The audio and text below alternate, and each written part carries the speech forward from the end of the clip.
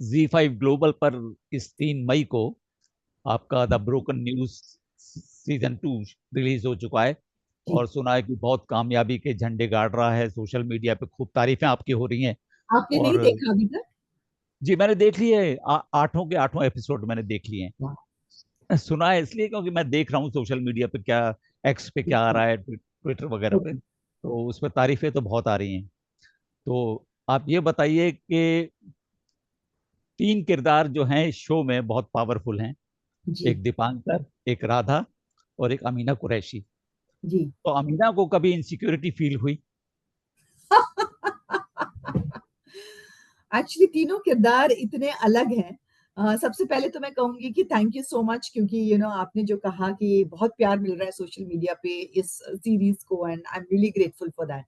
क्योंकि जब आप काम करते हैं और उसकी तारीफ होती है, तो वो जो रिवॉर्ड अवार्ड सब कुछ उसमें होता है, वो प्लेजर अलग ही होता है।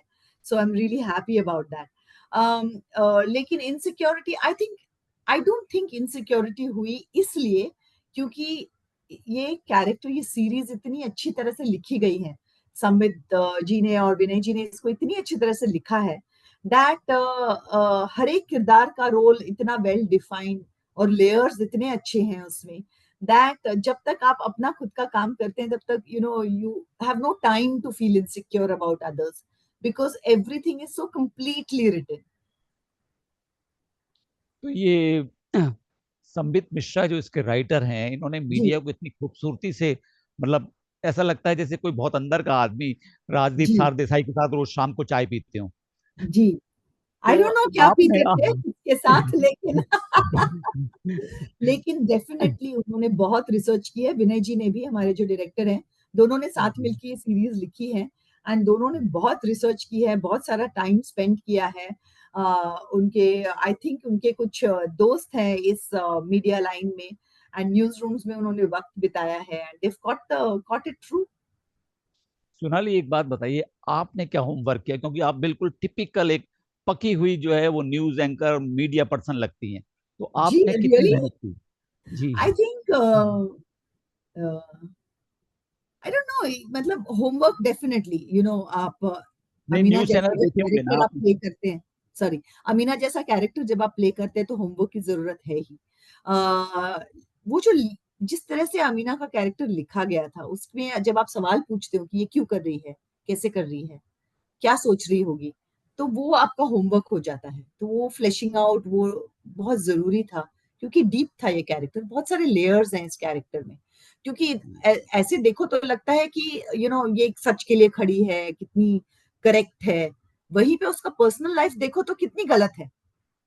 सो ये जो उसकी प्रोफेशनल लाइफ में वो जितनी करेक्ट और प्रॉपर और वाइट है, उतनी ही वो पर्सनल लाइफ में ग्रे और ब्लैक है। सो ये जो एक मिश्रण है कॉन्फ्लिक्ट। मीना के कैरेक्टर में, वो बहुत मुझे एक्साइट कर रहा था। ये एक ह्यूमैनिटी थी उसमें, क्योंकि कोई भी ह्यूमन बीइंग इतना परफेक्ट नहीं हो सकता। हर ह्यूमन बीइंग में फ्लॉज होते ही हैं, और जब एक फ्लॉड ह्यूमन बीइंग होता है, तभी वो खूबसूरत होता है। एंड वो मुझे अमीना के इस किरदार में वो जो फ्लॉज थे, वो बहुत पसंद आए।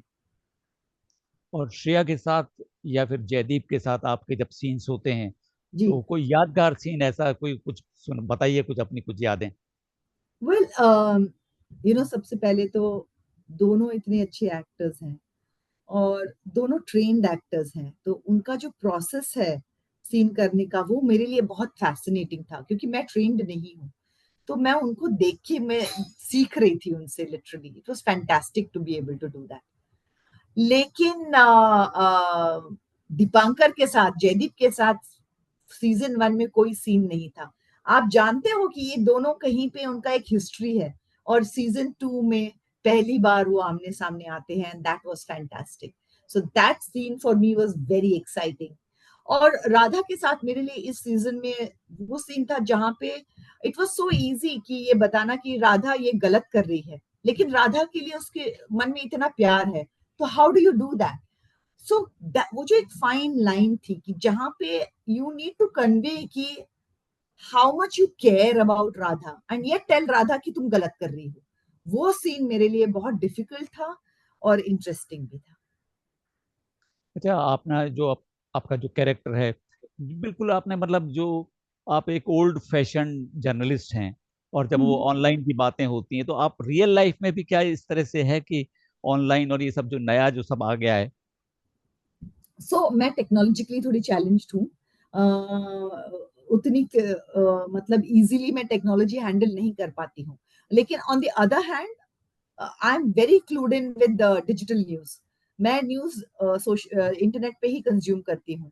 I don't really go for my news anywhere else, क्योंकि मुझे लगता है कि अम, जो छोटे-छोटे न्यूज़ पोर्टल्स हैं, जो किसी के हम्म। साथ एफिलिएटेड नहीं हैं, जो खुद अपनी चीज़ें बना रहे हैं, आई लाइक कि वो जो बातें बोलते हैं, वो जिस तरह से वो न्यूज़ बताते हैं, वो मुझे अच्छा लगता है।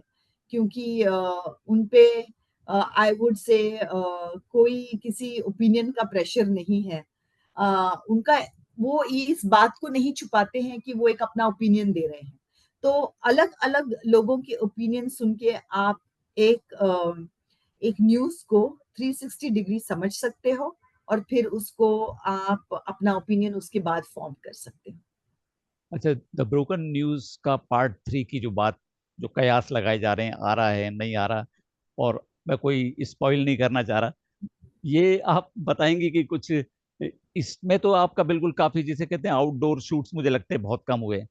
और 3 का क्या रहेगा, कैसे रहेगा वो थोड़ा सा, क्योंकि एक एक जिन लोगों ने ये शो देख लिया है उनके हुँ। लिए कोई क्लू छोड़ना चाहेंगी? वेल आई वुड से कि ये सवाल जो है बहुत अच्छा सवाल है और ये सवाल मेरे पास, मैं भी ये सवाल पूछना चाहती हूँ ज़ी5 ग्लोबल से, क्योंकि ये बताएँगे हमको कि ये बनने वाला है या नहीं सीज़न 3। लेकिन जिस तरह से इस सीज़न को प्यार मिला है, बहुत अच्छा लग रहा है कि कि इसकी बातें हो रही हैं। मेरे लिए जो इंटरेस्टिंग पार्ट है, वो है कि मेबी इसका प्रीक्वल होना चाहिए, क्योंकि दीपांकर और अमीना का वो क्या था रिलेशनशिप? उन्होंने जब शुरुआत की, किस बात पे उनकी क ये मालूम होता है कि कहीं पे एक टाइम पे बहुत अच्छे दोस्त थे और फिर क्या हुआ जो इतने अलग ऑपोजिट साइड्स में चले गए। आई थिंक ये बहुत इंटरेस्टिंग स्टोरी है वहां पे। अभी सीजन 2 में कोई ऐसा कुछ था जो बहुत इमोशनल कर गया हो आप? आई थिंक मेरा और राधा का जो रिलेशनशिप है, वो बहुत इमोशनल रिलेशनशिप थी अमीना के लिए। जी, चलिए, बहुत बहुत शुक्रिया हमसे बात करने के लिए। आप इसी तरह खूबसूरत और शानदार अदाकार रहे हैं हमेशा के लिए, हमारी दुआएं हैं आपके साथ। Thank you very much. Thank you so much for that. Thank you. Thank you. Bye.